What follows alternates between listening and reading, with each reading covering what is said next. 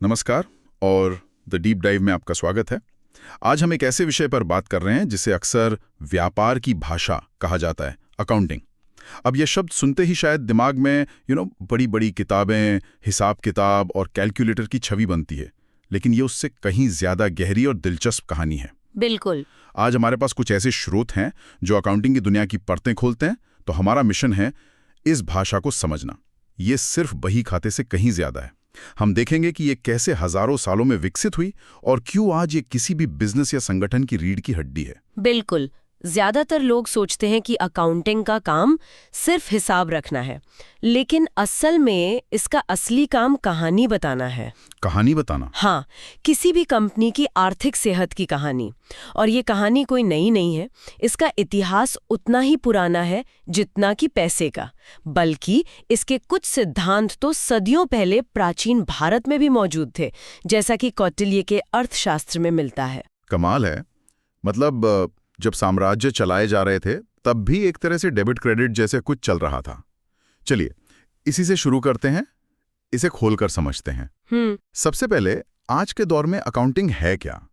American institute of certified public accountants यानी AICPA ने इसे परिभाषित करने की कोशिश की है। हाँ, और उनकी परिभाषा के सार को अगर हम आसान भाषा में समझें तो ये है, अकाउंटिंग एक कला है जिसमें बिजनेस से जुड़े लेन देन और घटनाओं को पैसों के रूप में रिकॉर्ड करना, उन्हें अलग अलग वर्गों में बांटना और फिर उनका सार निकालकर नतीजों को समझना और समझाना शामिल है। यहाँ कला शब्द बड़ा दिलचस्प है।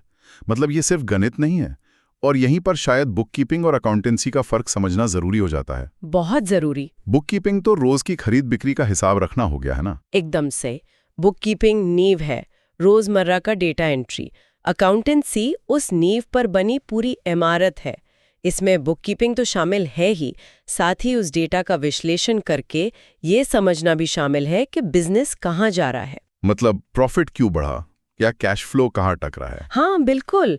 क्या हमें लोन लेना चाहिए, ये सारे फैसले अकाउंटेंसी के दायरे में आते हैं। ठीक है, तो ये सिर्फ रिकॉर्ड नहीं बल्कि एक तरह का डायग्नोस्टिक टूल है। इसकी प्रकृति के बारे में कुछ और बताइए, क्या चीज इसे खास बनाती है? इसके 4 प्रमुख विशेषताएं हैं। पहली तो यही कि ये एक कला है। ढेर सारे बिल और रसीदों के अंबार से एक साफ सुथरी बैलेंस शीट या प्रॉफिट एंड लॉस स्टेटमेंट बनाना जो एक नज़र में कंपनी की पूरी कहानी बता दे, ये वाकई एक कला है। दूसरी और सबसे महत्वपूर्ण विशेषता यह है कि ये केवल पैसे में हुए लेन देन को रिकॉर्ड करता है। अच्छा, ये एक मजेदार सीमा भी लगती है। मतलब ये कि अकाउंटिंग सिर्फ वही मापता है जिसे पैसे में तौला जा सके। उदाहरण के लिए मान लीजिए एक कंपनी ने 1 लाख रुपए का एक सुपर फास्ट कंप्यूटर खरीदा। ठीक है। अकाउंटिंग सिर्फ उस 1 लाख रुपए को रिकॉर्ड करेगा। उसे इस बात से कोई मतलब नहीं कि वो कंप्यूटर कितना तेज है या उससे कर्मचारियों का काम कितना आसान हो गया। वो सब बिजनेस के लिए जरूरी है, पर अकाउंटिंग की किताबों में नहीं आएगा। लेकिन ये तो एक बहुत बड़ी कमी लगती है। अगर किसी कंपनी के सबसे अच्छे और सबसे अनुभवी कर्मचारी नौकरी छोड़कर चले जाएं, तो ये कंपनी के लिए एक बहुत बड़ा झटका है। बहुत बड़ा। पर बैलेंस शीट पर तो इसका कोई असर नहीं पड़ेगा, क्योंकि कोई पैसा हाथ से नहीं गया। कंपनी तो अंदर से खोखली हो सकती है, पर खाते वही कहानी दिखाएंगे। क्या अकाउंटिंग इस सच्चाई को नजरअंदाज नहीं कर रहा? आपने बिल्कुल सही नब्ज पकड़ी है। ये अकाउंटिंग की सबसे बड़ी सीमाओं में से एक है, और इसी वजह से बाद में ह्यूमन रिसोर्स अकाउंटिंग जैसी शाखाओं का जन्म हुआ, जिस पर हम आगे बात करेंगे। अच्छा। फिलहाल पारंपरिक अकाउंटिंग की तीसरी विशेषता इसी से जुड़ी है कि यह केवल वित्तीय प्रकृति के लेन देन रिकॉर्ड करता है, और चौथी विशेषता है कि यह सिर्फ डेटा नहीं देता बल्कि उसकी व्याख्या भी करता है। मतलब रिपोर्ट बनाने पर काम खत्म नहीं होता? बिल्कुल नहीं। उन रिपोर्टों का क्या मतलब है, ये समझाना भी इसका हिस्सा है।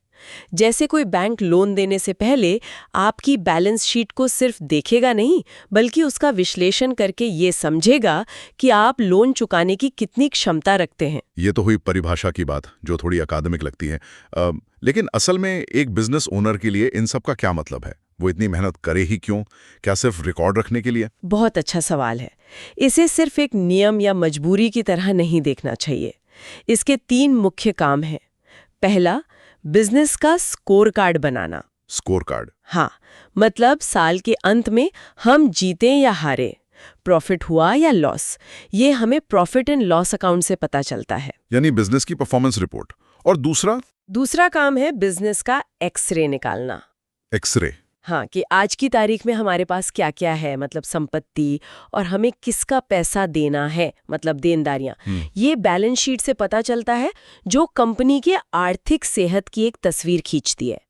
स्रोत में एक अच्छी उपमा दी गई है कि जैसे डॉक्टर नब्ज देखकर सेहत का अंदाजा लगाता है। बिल्कुल वैसे ही निवेशक बैलेंस शीट देखकर कंपनी की सेहत का अंदाजा लगाते हैं। स्कोर कार्ड हो गया, एक्सरे हो गया, और तीसरा काम है इन दोनों को देखकर भविष्य के लिए एक बेहतर गेम प्लान बनाने में मैनेजमेंट की मदद करना। क्या हमें और निवेश करना चाहिए या कोई प्रोडक्ट लाइन बंद कर देनी चाहिए? सही पकड़ा। ये सभी सोच समझकर लिए जाने वाले फैसले इसी डेटा पर आधारित होते हैं। और हाँ, इन सब के ऊपर एक और मजबूरी भी है, कानूनी आवश्यकताओं को पूरा करना। कंपनी अधिनियम, आयकर अधिनियम जैसे कानून आपको खाते बनाए रखने के लिए बाध्य करते हैं। और इन खातों को देखता कौन-कौन है? क्या ये जानकारी सिर्फ कंपनी के मालिक और मैनेजमेंट के लिए होती है? बिल्कुल नहीं, और यही बात अकाउंटिंग को इतना शक्तिशाली बनाती है। इसके उपयोगकर्ताओं की एक लंबी सूची है। सरकार और टैक्स विभाग ये देखने के लिए कि आपने सही टैक्स चुकाया है या नहीं। शेयरधारक और निवेशक भी? हाँ, ये जानने के लिए कि उनका पैसा सुरक्षित है और बढ़ रहा है या नहीं। बैंक और वित्तीय संस्थान ये तय करने के लिए कि आपको लोन देना है या नहीं। यहाँ तक कि आपके कर्मचारी भी ये जानना चाहते हैं कि कंपनी स्थिर है या नहीं। तो ये एक भाषा है जो कंपनी सबसे बोलती है। ये वाकई दिलचस्प है। तो अब हम इसके विकास की कहानी पर आते हैं। आपने शुरू में कहा था कि ये कोई नई चीज नहीं है। हाँ, रिकॉर्ड रखने की जरूरत तो हमेशा से थी। यूनानियों, रोमनों, मिस्रवासियों के पास भी हिसाब किताब की अपनी प्रणालियां थीं, लेकिन जिस आधुनिक अकाउंटिंग को हम आज जानते हैं, उसका जन्म हुआ 1494 में वेनिस, इटली में। 1494 में? हाँ, वहां एक इतालवी भिक्षु थे, लूका डी बार्गो पेसियोली। उन्होंने डबल एंट्री बुककीपिंग पर एक किताब प्रकाशित की। डबल एंट्री बुककीपिंग, ये शब्द हम अक्सर सुनते हैं। ये इतना क्रांतिकारी क्यों था? और ये डबल एंट्री सिस्टम एक तरह का रेवोल्यूशन था। इससे पहले हिसाब किताब में गलतियां पकड़ना बहुत मुश्किल था। हिसाब अक्सर मैच नहीं होता था, लेकिन हर डेबिट के लिए एक क्रेडिट वाले सिस्टम ने पहली बार बिजनेस में एक सेल्फ चेकिंग मैकेनिज्म बना दिया। अच्छा, मतलब अगर कहीं कोई गड़बड़ है तो आपका हिसाब बराबर नहीं बैठेगा। बिल्कुल, और इसने ही बड़े पैमाने पर व्यापार और बैंकिंग को संभव बनाया, क्योंकि अब आप भरोसे के साथ पैसों का हिसाब रख सकते थे। इसने व्यापार में पारदर्शिता और विश्वास की नींव रखी। कमाल है। मतलब एक छोटे से सिद्धांत ने पूरी दुनिया की अर्थव्यवस्था का तरीका बदल दिया। लेकिन ये तो बस शुरुआत होगी। समय के साथ बिजनेस की जरूरतें भी तो बदली होंगी। बिल्कुल, अकाउंटिंग कोई पत्थर की लकीर नहीं है। ये समय और समाज के साथ लगातार विकसित हुआ है। इसका पहला चरण था स्टीवर्डशिप अकाउंटिंग। Stewardship accounting? हाँ, पुराने जमाने में जब अमीर लोग अपनी जमीनों और संपत्ति का प्रबंधन करने के लिए स्टीवर्ड या प्रबंधक रखते थे, तो उन प्रबंधकों को समय समय पर मालिक को हिसाब देना पड़ता था कि उन्होंने संपत्ति का कैसा इस्तेमाल किया। ये जवाबदेही का सबसे शुरुआती रूप था। और इसके बाद जब बड़ी बड़ी कंपनियां बनने लगीं तब क्या हुआ? तब आया वित्तीय अकाउंटिंग का दौर। जब जॉइंट स्टॉक कंपनियां बनी, जहां हजारों आम लोगों का पैसा लगा होता था, तो ये जरूरी हो गया कि उन सभी शेयर होल्डर्स को बताया जाए कि कंपनी कैसा प्रदर्शन कर रही है। यहीं से औपचारिक वित्तीय विवरण जैसे बैलेंस शीट और इनकम स्टेटमेंट का महत्व बढ़ा, जो आज हम देखते हैं। लेकिन क्या इससे कंपनियों पर एक तरह का दबाव नहीं बना कि उन्हें हर हाल में, हर तिमाही में प्रॉफिट दिखाना ही है, चाहे उसके लिए शॉर्ट टर्म में कोई भी फैसला लेना पड़े? क्या यहीं से क्वार्टरली प्रेशर वाली बात शुरू हुई? ये एक बहुत ही गहरी बात है। हाँ, वित्तीय अकाउंटिंग ने पारदर्शिता तो बढ़ाई, लेकिन साथ ही इसने अल्पकालिक प्रदर्शन पर बहुत ज्यादा जोर दिया। कई आलोचक मानते हैं कि हर 3 महीने में रिपोर्ट कार्ड दिखाने का ये दबाव कंपनियों को लंबी अवधि के निवेश और इनोवेशन से रोकता है। ये इसकी एक बड़ी आलोचना है। सही बात है। और फिर आई औद्योगिक क्रांति, बड़ी बड़ी फैक्ट्रियां लगने लगीं। इसका भी जरूर कोई असर पड़ा होगा। बहुत बड़ा असर। औद्योगिक क्रांति ने लागत अकाउंटिंग यानी कॉस्ट अकाउंटिंग को जन्म दिया। जब आप 1-2 चीजें हाथ से बना रहे हैं तो लागत का हिसाब रखना आसान है। लेकिन जब एक फैक्ट्री में हजारों यूनिट बन रहे हों तो ये जानना बहुत जरूरी हो जाता है कि हर एक चीज को बनाने में कितना खर्च आ रहा है। अच्छा, क्या अकाउंटिंग भविष्य के बारे में भी कुछ बताता है? हाँ, और वही इसका सबसे आधुनिक रूप है जिसे हम प्रबंधन अकाउंटिंग या मैनेजमेंट अकाउंटिंग कहते हैं। ये पिछले 30-40 सालों में विकसित हुआ है। ये वित्तीय अकाउंटिंग से बिल्कुल अलग है क्योंकि ये अतीत को नहीं भविष्य को देखता है। भविष्य को देखता है? हाँ, इसका काम मैनेजमेंट को भविष्य के लिए बजट बनाने, योजनाएं तैयार करने और फैसले लेने में मदद करना है। और दिलचस्प बात यह है कि ये गैप यानी जनरली एक्सेप्टेड अकाउंटिंग प्रिंसिपल्स जैसे बाहरी नियमों से बंधा नहीं है, क्योंकि इसका इस्तेमाल कंपनी के अंदरूनी फैसलों के लिए होता है। ये विकास तो सीधे सीधे व्यापार की बदलती जरूरतों से जुड़ा है, लेकिन क्या समाज के बदलते मूल्यों का भी इस पर कोई असर पड़ा है? हाँ, और यही हमें अगले और सबसे दिलचस्प चरण पर लाता है, सामाजिक उत्तरदायित्व अकाउंटिंग। Social responsibility accounting. हाँ, यह एक बहुत ही नया विकास है। अब यह माना जाने लगा है कि किसी बिजनेस की सफलता सिर्फ उसके मुनाफे से नहीं मापी जा सकती। उसका समाज और पर्यावरण पर क्या असर पड़ रहा है, यह भी उतना ही जरूरी है। ये सिर्फ एक नैतिक बदलाव नहीं है, ये एक बिजनेस स्ट्रैटेजी भी बन गया लगता है।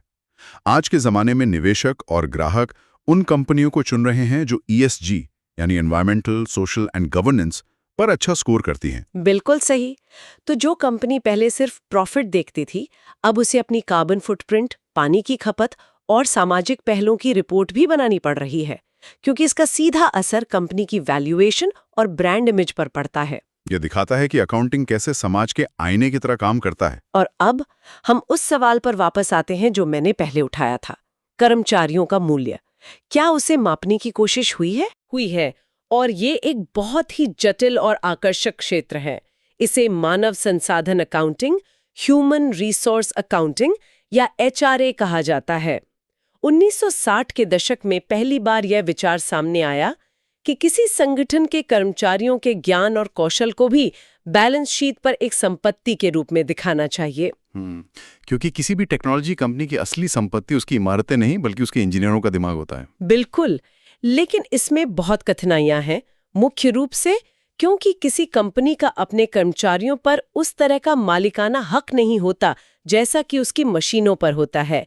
यह एक ऐसा क्षेत्र है जिस पर आज भी बहस और रिसर्च जारी है। इस पूरी बातचीत में हम वैश्विक विकास की बात कर रहे हैं। भारत का संदर्भ क्या है?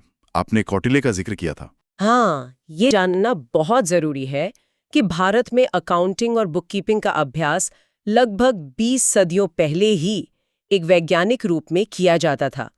चंद्रगुप्त मौर्य के मंत्री कौटिल्य ने अपनी प्रसिद्ध पुस्तक अर्थशास्त्र में खातों को कैसे रखा जाए और उनकी ऑडिटिंग कैसे की जाए, इस पर पूरे अध्याय लिखे हैं। अच्छा। हाँ, ये बताता है कि सुशासन और वित्तीय जवाबदेही का विचार भारत में कितना पुराना है। क्या भारत की कोई अपनी पारंपरिक पद्धति भी रही है? हाँ, भारत में अकाउंटिंग की अपनी एक बहुत पुरानी पद्धति रही है जिसे नामा पद्धति कहा जाता है।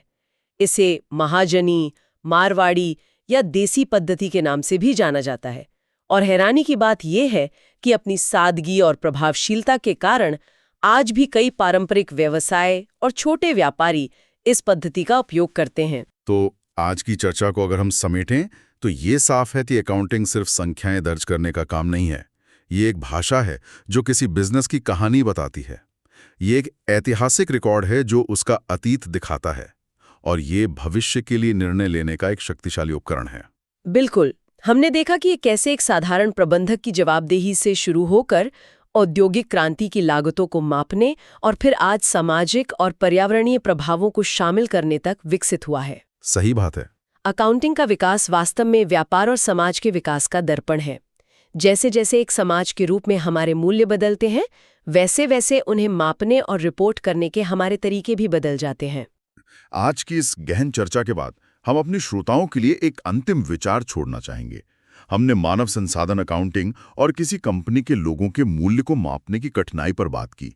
अक्सर कहा जाता है कि हमारे लोग ही हमारी सबसे बड़ी संपत्ति हैं। कंपनियां अपनी कमाई और खर्च का हिसाब किताब कैसे दिखाती हैं? बिल्कुल। तो आज हम ये समझने की कोशिश करेंगे कि भारत की वित्तीय कहानी में इन नियमों ने कैसे शक्ल बदली है। मतलब एक घरेलू सिस्टम से लेकर एक ग्लोबल मंच तक। हाँ, और ये नियम कौन बनाता है?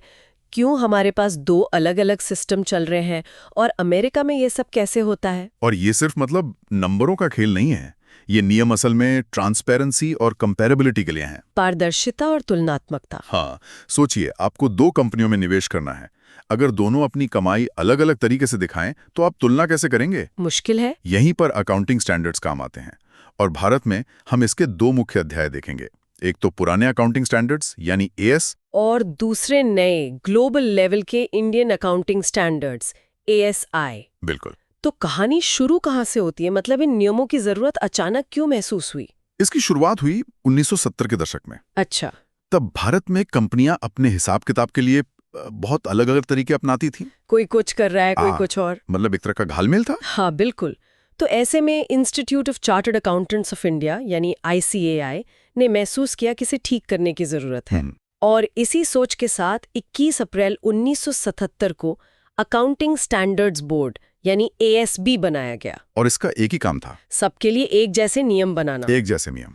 और ये नियम बनते कैसे हैं? क्या ASB के कुछ लोग एक बंद कमरे में बैठकर सब तय कर लेते हैं? नहीं नहीं, बिल्कुल नहीं। और यही इसकी सबसे खास बात है। ये प्रक्रिया बहुत सोची समझी और कह सकते हैं पारदर्शी है। मतलब इसमें और लोग भी शामिल होते हैं? हाँ, इसमें इंडस्ट्री एक्सपर्ट से लेकर आम जनता तक की राय ली जाती है। अच्छा। ताकि कोई ये न कह सके कि नियम कुछ लोगों ने अपने फायदे के लिए बना दिए। पूरा सिस्टम विश्वास पर चलता है। तो ये प्रक्रिया काम कैसे करती है? मतलब इसके क्या कदम हैं? इसके मोटे तौर पर 5 कदम है। 5? हाँ, पहले तो ASB ये पहचानता है कि किस एरिया में नियम की जरूरत है। ठीक है। फिर वे सरकार, इंडस्ट्री के लोगों और चेंबर्स ऑफ कॉमर्स के साथ बैठकर बात करते हैं, जमीनी हकीकत समझने के लिए। इसके बाद एक कच्चा ड्राफ्ट तैयार होता है। उसे एक्सपोजर ड्राफ्ट कहते हैं और उसे पब्लिक के लिए जारी कर दिया जाता है। मतलब कोई भी उस पर अपनी राय दे सकता है? कोई भी, और ये बहुत जरूरी है। अच्छा, तो एक तरह का पब्लिक फीडबैक लूप है इसमें। हाँ, उस सारे फीडबैक पर विचार करने के बाद एक फाइनल ड्राफ्ट बनता है, जिसे ICAI की काउंसिल आखिरी मंजूरी देती है। तो इसमें तो काफी समय लगता होगा। महीनों, कभी-कभी साल भी लग जाते हैं। लेकिन इससे ये पक्का होता है कि नियम मजबूत बने और सबके लिए फायदेमंद हों। ये सब नियम कानून तो ठीक है, लेकिन एक सवाल आता है, अगर कोई बड़ी कंपनी इन्हें मानने से इनकार कर दे तो क्या होगा? तो इसके परिणाम काफी गंभीर होते हैं। जैसे? अगर कोई कंपनी नियमों का पालन नहीं करती, तो उसके ऑडिटर को अपनी रिपोर्ट में ये साफ-साफ लिखना पड़ता है। अच्छा। इसे रिपोर्ट को क्वालिफाई करना कहते हैं। और एक कंपनी की साख पर एक बहुत बड़ा धब्बा होता है। निवेशकों और बैंकों के लिए ये एक रेड फ्लैग है। तो सारी जिम्मेदारी ऑडिटर की है कि वो गलती पकड़े? कंपनी मैनेजमेंट का क्या रोल है? नहीं, अब ऐसा नहीं है। कंपनी अधिनियम 2013 के तहत अब कंपनी के बोर्ड ऑफ डायरेक्टर्स की सीधी जिम्मेदारी है कि वे इन नियमों का पालन करें। और कोई रेगुलेटर भी है इस पे नजर रखने के लिए? जी हाँ, अब तो हमारे पास national financial reporting authority NFRA जैसी एक बहुत पावरफुल इंडिपेंडेंट बॉडी भी है। वो इन मामलों पर नजर रखती है और बड़ी गलतियों पर भारी जुर्माना लगा सकती है। तो अब इसे हल्के में लेना मुमकिन नहीं है। तो हमारे पास अपने अकाउंटिंग स्टैंडर्ड्स AS थे, सब ठीक चल रहा था, फिर इंड AS की क्या जरूरत पड़ी? एक शब्द में कहूं तो ग्लोबलाइजेशन, वैश्वीकरण। हाँ, 1990 के बाद जब अर्थव्यवस्था खुली, दुनिया भर के निवेशक भारत आने लगे। तो जब वो भारतीय कंपनियों में पैसा लगाना चाहते थे, तो वे हमारे फाइनेंशियल स्टेटमेंट्स को अपने मानकों से तौलते थे। और दुनिया भर में ज्यादातर कंपनियां IFRS यानी अंतर्राष्ट्रीय वित्तीय रिपोर्टिंग मानकों का पालन करती हैं। और हमारे पुराने AS उनसे बहुत अलग थे। बहुत अलग। तो इसी गैप को भरने के लिए इंड AS लाए गए। तो क्या हम ये मान ले कि इंड AS और IFRS एक ही चीज है, बस नाम अलग है? नहीं, एक ही चीज नहीं। इन्हें आप एक अडॉप्टेड वर्जन कह सकते हैं। अडॉप्टेड? हाँ, तकनीकी भाषा में इसे कन्वर्ज्ड फॉर्म कहते हैं। इसका मतलब है कि इंड AS की नींव तो IFRS ही है, लेकिन भारत के कानूनी और कारोबारी माहौल को देखते हुए इसमें कुछ जरूरी बदलाव किए गए हैं। अच्छा, मतलब कुछ चीजें हटाई गईं, कुछ जोड़ी गईं? बिल्कुल। आप इसे ऐसे समझ सकती हैं कि ग्लोबल रेसिपी तो वही है, लेकिन मसाला हमने अपने स्वाद के हिसाब से डाला है। ये दिलचस्प है। तो अब ये दुविधा है कि किसे AS का पालन करना है और किसे इंड AS का? सरकार ने इसे लेकर कोई दुविधा नहीं छोड़ी है। नियम एकदम साफ हैं। क्या है नियम? मोटे तौर पर देश की बड़ी और लिस्टेड कंपनियों को वैश्विक निवेशकों के लिए तैयार करना था, तो उन्हें इंड एएस फॉलो करने को कहा गया। लिस्टेड कंपनियां मतलब जिनके शेयर स्टॉक एक्सचेंज पर है। हाँ, चाहे भारत में या विदेश में, उन सभी को इंड एएस अपनाना है। और जो कंपनियां लिस्टेड नहीं है लेकिन बड़ी हैं, उनका क्या? उनके लिए एक लिमिट तय की गई है।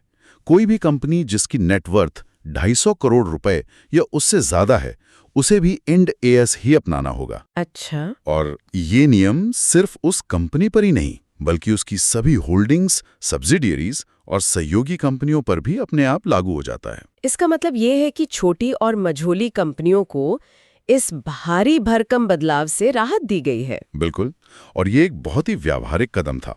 छोटी और मध्यम आकार की कंपनियां, जिन्हें एसएमईसीज कहते हैं, जिनका टर्नओवर 250 करोड़ से कम है और उधार 50 करोड़ से कम है, वे अभी भी पुराने सरल एएस का पालन कर सकती हैं। तो भारत में एक तरह से 2 स्पीड सिस्टम चल रहा है। हाँ, आप कह सकते हैं। बड़ी कंपनियों के लिए ग्लोबल स्टैंडर्ड और छोटी कंपनियों के लिए घरेलू स्टैंडर्ड। ये तो आम कंपनियों की बात हुई, लेकिन हमारे वित्तीय सिस्टम की रीढ़ तो बैंक और बीमा कंपनियां हैं।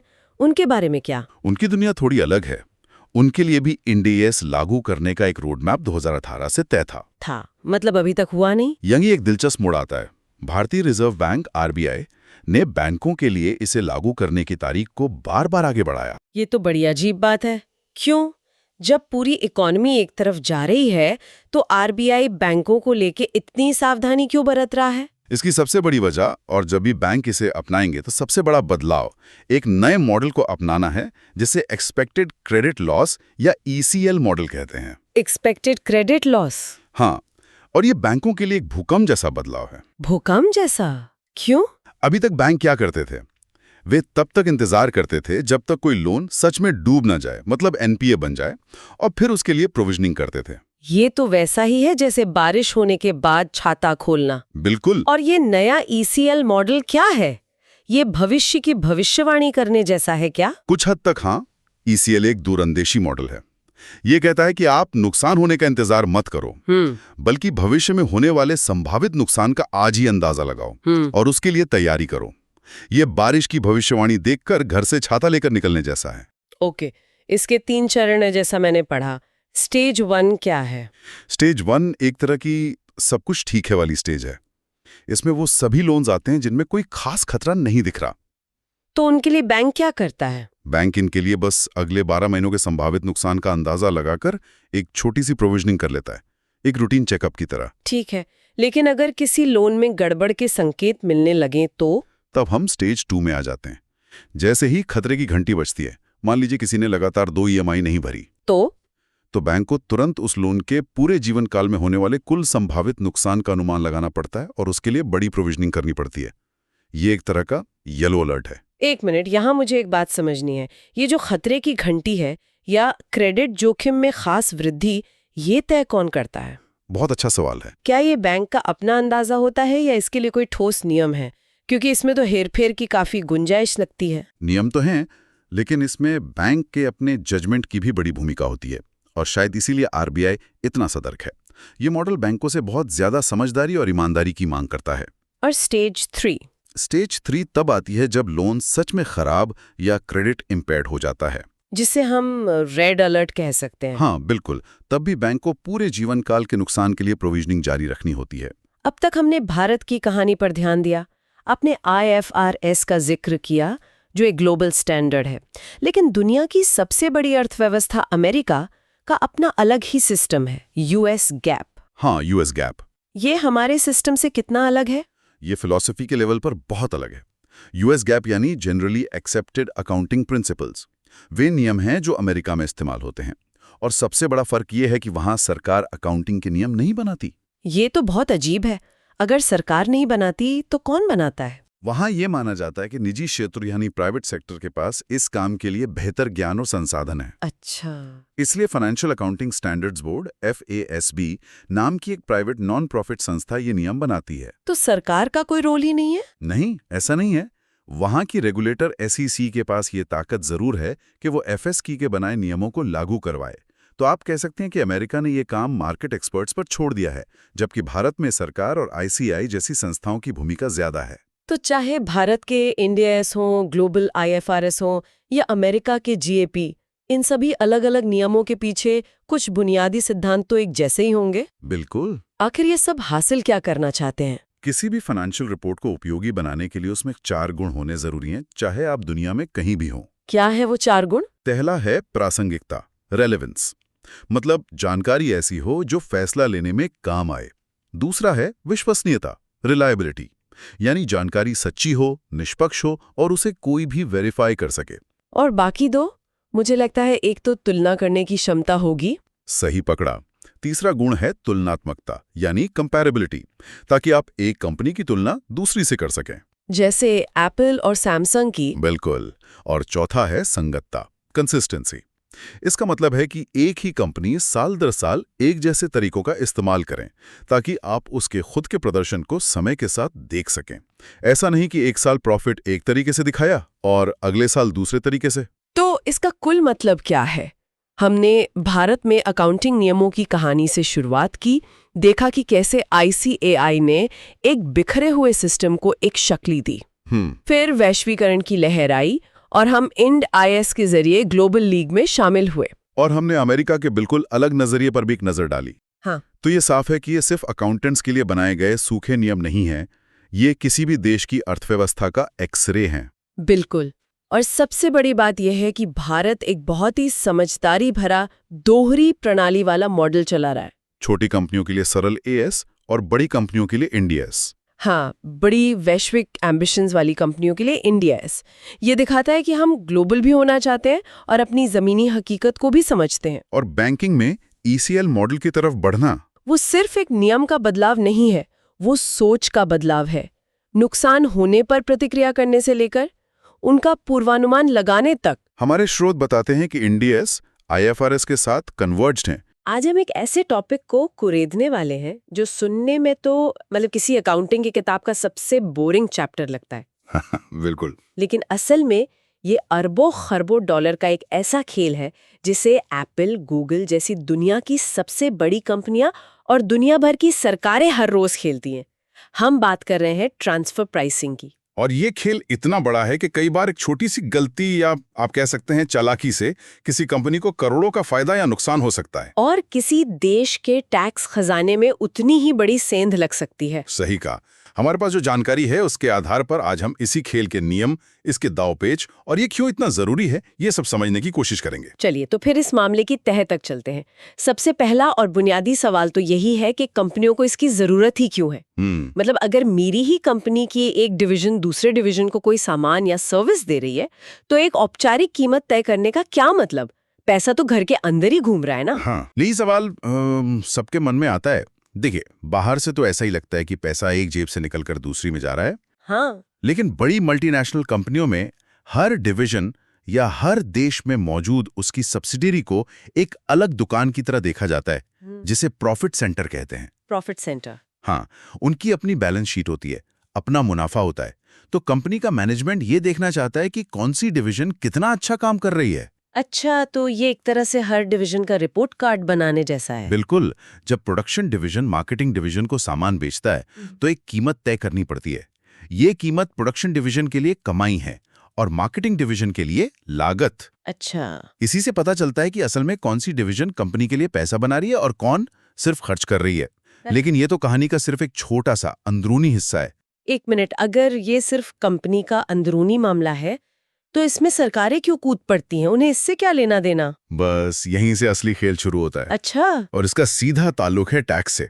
सोचिए, एक बड़ी कंपनी है जो जर्मनी में अपने फोन डिजाइन और मैन्युफैक्चर करती है, जहां कॉर्पोरेट टैक्स मान लीजिए 30% है। ठीक है। लेकिन वो इन फोन्स को बेचने के लिए अपनी ही एक दूसरी कंपनी का इस्तेमाल करती है जो आयरलैंड में है, जहां टैक्स सिर्फ 12.5% है। समझ गई। तो वो चाहेगी कि साला मुनाफा आयरलैंड में दिखे, जो मनी में नहीं। आपने नब्ज पकड़ ली। अब कंपनी क्या कर सकती है? वो जर्मनी वाली अपनी फैक्ट्री से आयरलैंड वाली अपनी सेल्स कंपनी को फोन बहुत ही कम कीमत पर बेचेंगे, है ना? बिल्कुल। मान लीजिए सिर्फ लागत पर। इससे जर्मनी में तो कोई मुनाफा ही नहीं दिखेगा, तो वहां 30% टैक्स भी जीरो हो गया। और सारा मुनाफा तब होगा जब आयरलैंड वाली कंपनी उस फोन को असली बाजार कीमत पर बेचेगी। एकदम सही। और उस सारे मुनाफे पर सिर्फ 12.5% टैक्स लगेगा। वाह, ये तो टैक्स बचाने का शानदार तरीका है। इसी को प्रॉफिट शिफ्टिंग कहते होंगे। बिल्कुल। इसी हेरफेर को रोकने के लिए दुनिया भर की सरकारें ट्रांसफर प्राइसिंग पर इतने सख्त नियम बनाती हैं। वो ये सुनिश्चित करना चाहती हैं कि मुनाफे पर टैक्स उसी देश में दिया जाए जहां वो असल में कमाया गया है, न कि किसी कम टैक्स वाले देश में सिर्फ कागजों पर दिखाया जाए। सही। तो इस मनमानी को रोकने के लिए कोई अंतर्राष्ट्रीय मानक तो होगा, कोई ऐसा नियम जो सब पर लागू हो। हाँ, और वही इस पूरे सिस्टम की नींव है। इसे कहते हैं arms length principle. Arms length principle सुनने में तो काफी भारी भरकम लग रहा है। हाँ, है बहुत आसान। इसे ऐसे समझिए जैसे आप अपने भाई को अपनी पुरानी कार बेच रहे हो। आप शायद उसे बाजार से कम दाम पर दे देंगे क्योंकि एक रिश्ता है। हाँ बिल्कुल। लेकिन टैक्स विभाग कहता है नहीं, हमें इससे मतलब नहीं कि आपका क्या रिश्ता है। आपको अपनी अकाउंटिंग बुक्स में वही कीमत दिखानी होगी जो आप किसी अनजान खरीदार से लेते। अच्छा। इसी को आर्म्स लेंथ प्राइस कहते हैं, यानी वो कीमत जिस पर दो अनजान स्वतंत्र पार्टियां सौदा करती। मतलब कोई भाई भतीजावाद नहीं, कोई खास छूट नहीं, जैसा बाजार में होता है वैसा ही कंपनी के अंदर भी होना चाहिए। बिल्कुल। लेकिन ये सिद्धांत उन चीजों पर कैसे लागू होता है जिनका कोई खुला बाजार है ही नहीं, जैसे कोका कोला का सीक्रेट फॉर्मूला या गूगल का सर्च एल्गोरिदम। उसकी आर्म्स लेंथ कीमत क्या होगी, ये तो तय करना लगभग असंभव लगता है। बहुत ही बेहतरीन सवाल। और यहीं से ट्रांसफर प्राइसिंग की सारी जटिलताएं शुरू होती हैं। इसी पहेली को सुलझाने के लिए कई अलग अलग तरीके बनाए गए हैं। ओके। सबसे सीधा और पसंदीदा तरीका है कंपैरेबल अनकंट्रोल्ड प्राइस मेथड या CUP। जैसा नाम से लग रहा है इसमें सीधे सीधे किसी बाहरी सौदे से तुलना करते होंगे। हाँ, ये थ्योरी में सबसे अच्छा तरीका है।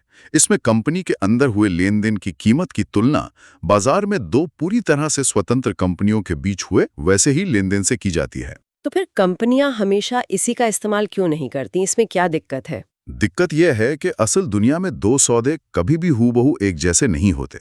मान लीजिए एक कंपनी अपनी सब्सिडियरी को 10,000 जूते बेच रही है। अब बाजार में कोई ऐसी कंपनी ढूंढना जो ठीक उसी क्वालिटी के, उसी ब्रांड वैल्यू के, उतनी ही तादाद में उन्हीं पेमेंट शर्तों पर जूते बेच रही हो, लगभग नामुमकिन है। हाँ, बहुत मुश्किल है। जरा सा भी फर्क, जैसे ब्रांड का नाम, डिलीवरी की जगह या पेमेंट के लिए मिला समय, कीमत पर बड़ा असर डाल सकता है। ठीक है, तो अगर सीधी तुलना करना एक टेढ़ी खीर है तो फिर अगला विकल्प क्या है? जब सीधी तुलना काम ना आए तो कंपनियां दूसरे तरीकों का सहारा लेती हैं। इनमें से एक बहुत आम तरीका है कॉस्ट प्लस मेथड या CP। Cost plus. ये बहुत सीधा साधा है। इसमें सामान बनाने या सर्विस देने में लगी कुल लागत में एक उचित मार्कअप यानी मुनाफा जोड़कर कीमत तय की जाती है। जैसे अगर एक कपड़ा बनाने वाली फैक्ट्री अपनी ही रिटेल चेन को शर्ट बेच रहे हैं तो वो धागे, मजदूरी, बिजली, इन सब की लागत निकालकर उस पर अपना मुनाफा जोड़ देगी। बिल्कुल। मान लीजिए एक शर्ट बनाने में 500 रुपए की लागत आई। कंपनी उस पर 20% का मार्कअप जोड़कर 600 रुपए का ट्रांसफर प्राइस तय कर लेगी। लेकिन रुकिए, यहाँ सबसे बड़ा खेल तो उचित मार्कअप तय करने का ही होगा। मैं कंपनी हूं तो कहूंगी 5% मार्कअप उचित है ताकि मेरा मुनाफा कम दिखे और टैक्स भी कम लगे। और टैक्स अथॉरिटी कहेगी कि इस इंडस्ट्री में आपके जैसे बाकी लोग तो 25% का मार्कअप कमा रहे हैं, तो आपको भी उतना ही दिखाना होगा। ओहो, यही इस मेथड का सबसे बड़ा सरदर्द है। ये 5% और 25% का अंतर ही करोड़ों के टैक्स का हेरफेर बन सकता है। अच्छा, तो एक और तरीका है जो शायद इससे उल्टा काम करता है, रीसेल प्राइस मेथड। हाँ, ये कॉस्ट प्लस का ठीक उल्टा है। ये तरीका खास तौर पर डिस्ट्रीब्यूटरों के लिए काम आता है। इसमें हम लागत से शुरू नहीं करते बल्कि अंतिम बिक्री मूल्य से शुरू करते हैं। कैसे? मान लीजिए आपकी कंपनी स्विट्जरलैंड से घड़ियां इंपोर्ट करके भारत में बड़े डिपार्टमेंट स्टोर्स को बेचती है। एक घड़ी स्टोर में 1 लाख रुपए की बिकती है। तो ट्रांसफर प्राइस 1 लाख तो नहीं हो सकता क्योंकि उसमें तो भारतीय कंपनी का खर्च और मुनाफा भी शामिल है। सही कहा। तो हम उस 1 लाख रुपए में से एक उचित ग्रॉस मार्जिन घटा देंगे। ये मार्जिन भारतीय कंपनी के मार्केटिंग, सैलरी जैसे खर्चों और उसके मुनाफे को कवर करेगा। ठीक है। मान लीजिए ये मार्जिन 30% है, तो 1 लाख में से 30,000 रुपए घटा दिए। जो 70,000 रुपए बचे वही आपकी भारतीय कंपनी के लिए खरीद का ट्रांसफर प्राइस बन जाएगा। ये भी काफी तार्किक लगता है, खासकर उन मामलों में जहां सामान की असली लागत का पता लगाना मुश्किल हो। बिल्कुल, जैसे आपने पहले कोका कोला के फॉर्मूले की बात की थी। उसकी लागत क्या है ये कोई नहीं बता सकता। सही। लेकिन उसके इस्तेमाल से जो कोक बिक रही है उसकी रीसेल प्राइस सबको पता है। आपने बिल्कुल सही पॉइंट पकड़ा है। अमूर्त चीजों, इंटेंजिबल्स के लिए अक्सर ये मेथड ज्यादा काम आता है। लेकिन कई बार लेनदेन इतने जटिल होते होंगे कि ये तरीके भी काम नहीं करते होंगे। हाँ बिल्कुल, जब वो आपस में बहुत ज्यादा गुथे हुए होते हैं। कोई उदाहरण? मान लीजिए एक बड़ी फार्मा कंपनी है, उसकी एक सब्सिडरी अमेरिका में दवा की खोज करती है, मतलब R&D, दूसरी जर्मनी में उसे बनाती है और तीसरी भारत में उसकी मार्केटिंग करती है। अब जो अंतिम मुनाफा हुआ उसमें से किसका कितना हिस्सा है, ये आप कॉस्ट प्लस या रीसेल प्राइस से नहीं बता सकते, क्योंकि तीनों का योगदान एक दूसरे से जुड़ा हुआ है। हाँ, ये तो नामुमकिन है। रिसर्च के बिना दवा नहीं बनती और मार्केटिंग के बिना बिकती नहीं। तो ऐसे में क्या करते हैं? ऐसे मामलों के लिए हैं गैर पारंपरिक तरीके।